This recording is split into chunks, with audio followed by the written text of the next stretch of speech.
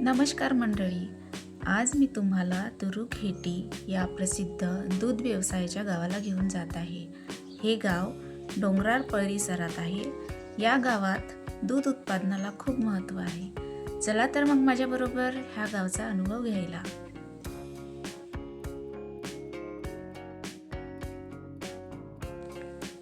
बापरे, समोर म्हशी दिसत आहेत. ती रोजच्या जीवनात आपला चारा शोधते आणि आपली जागा शोधत राहते. त्या गावच्या वाटेवर मला एक छोटं उद्यान दिसलं. हे उद्यान जोंधळणी शिवारामध्ये येते.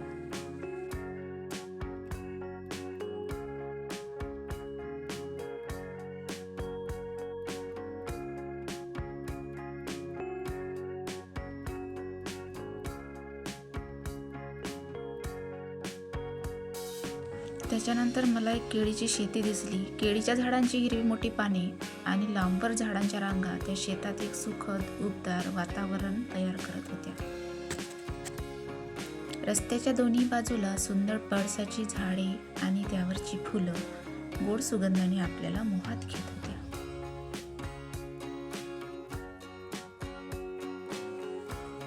त्याच्यानंतर मला एक कॅनल दिसलं. हे कॅनलचं पाणी पूर्ण रासा गावाकडे जात आहे. तिच्या शेतीला उपयुक्त आहे.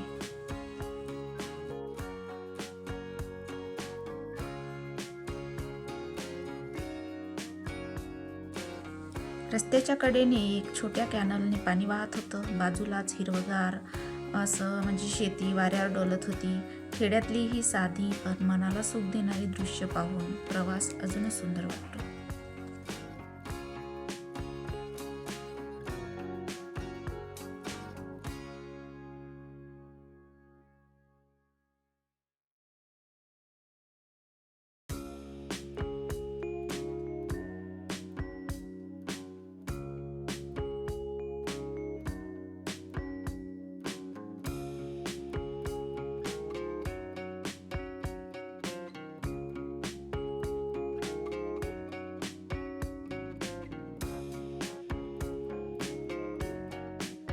आणि अखेर आपण पोहोचलो या सुंदर गावात. या गावचं नाव आहे दुरुक हेटी.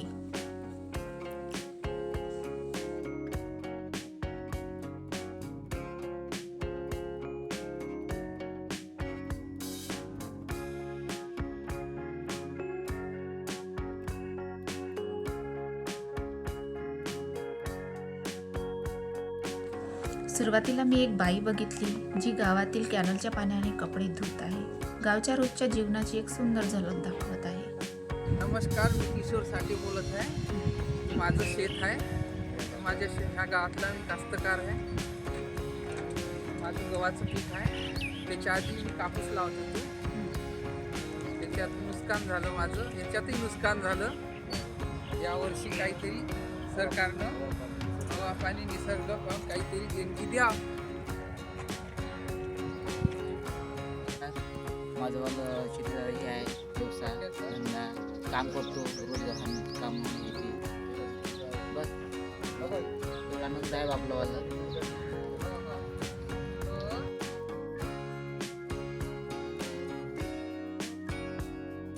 माझं नाव वंशंबदा सातडे.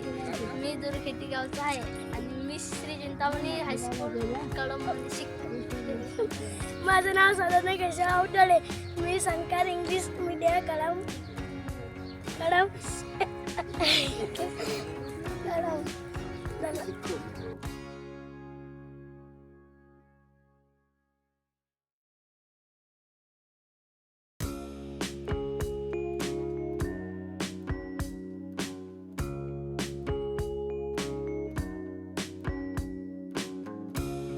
रोजच्या कामामध्येच गावाचं खरं आयुष्य दडलंय. साधं घर, अंगण आणि कष्ट हाच तर खेड्याचा रंग आहे. सयाबाई सकाराम काळे. आम्ही 35 वर्ष झाले इथं राहून राहिलो. रोजमजुरी करून राहिलो. रोजमजुरीच्या भविष्यावर राहिलो.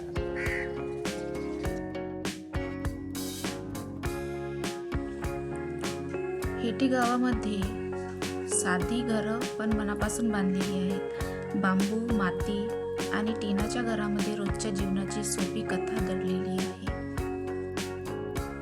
हेटी गावात गवळी लोकांची संख्या मोठी आहे आणि म्हणूनच त्यांच्या घरी गाई म्हशींचे पालन मोठ्या प्रमाणात केलं जातं. दुधाच्या व्यवसायावर गावाची अर्थव्यवस्था उभी आहे. लोक रोज दूध, दही, ताक यांचा पुरवठा करतात. माझे नाव दादाराव निंबाजी गळाट आहे. मी इथं काही वर्षापासून राहत आहोत. मुलं बाळा काहीच नाही, 2 बुटाबुटी आहोत. गायीसाठी आणि वासरांसाठी हे गोठं त्यांच्या सुरक्षेचं आणि त्यांच्या आरोग्याचं ठिकाण आहे.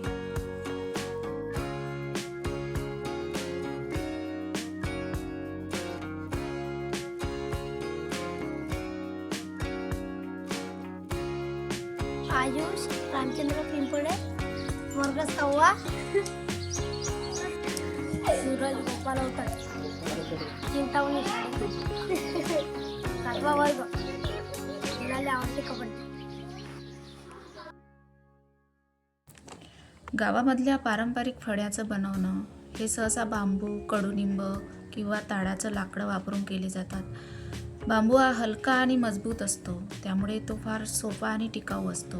ताडाच्या लाकडाच्या फांद्या वापरूनही त्याला एक नैसर्गिक टिकाऊ रूप दिलं जातं. ही कला, ही मेहनत पुढच्या पिढ्यांसाठी वारसा बनते.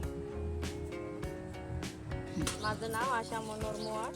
या फळ्याचा व्यवसाय करतो आम्ही आणि याच्यावरच आमचं जीवन आहे. आणि हेच कामावर काही इन्कम बी काही नाही भेटत, पण पोटापुरतं करतो आम्ही.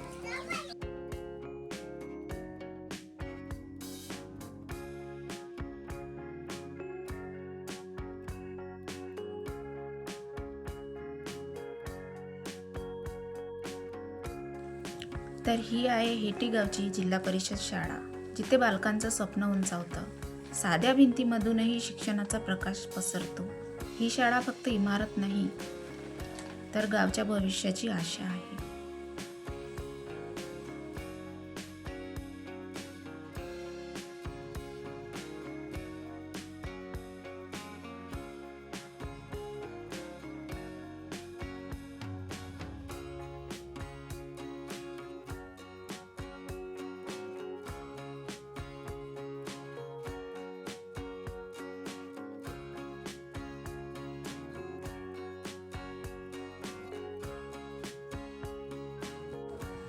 ही साधी पण ठाम चालणारी महिला डोक्यावर शेणाचं टोपलं घेऊन स्वतःचं स्वावलंबन दाखवित आहे आणि खातावर शेण फेकत आहे.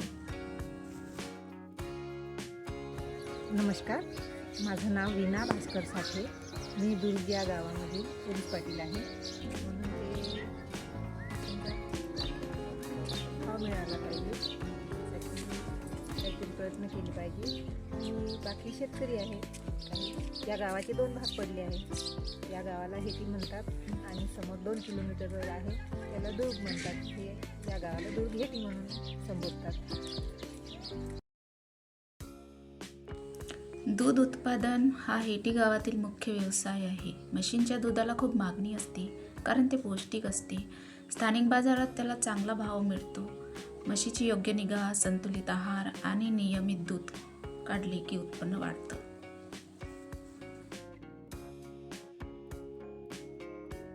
आता हेटी गावचा हा प्रवास इथेच संपतो. इथली साधी, शांत जीवनशैली आणि कष्ट करणाऱ्या लोकांची माया माझ्या मनात कायम राहील. तुम्ही या छोट्या गावाची सफर अनुभवली त्याबद्दल धन्यवाद. तुमच्या सहकार्याबद्दल धन्यवाद. पुढच्या व्हिडिओत मी पुन्हा येईन आणि काही मजेशीर गोष्टीसह. पुन्हा भेटूया नव्या ठिकाणासोबत.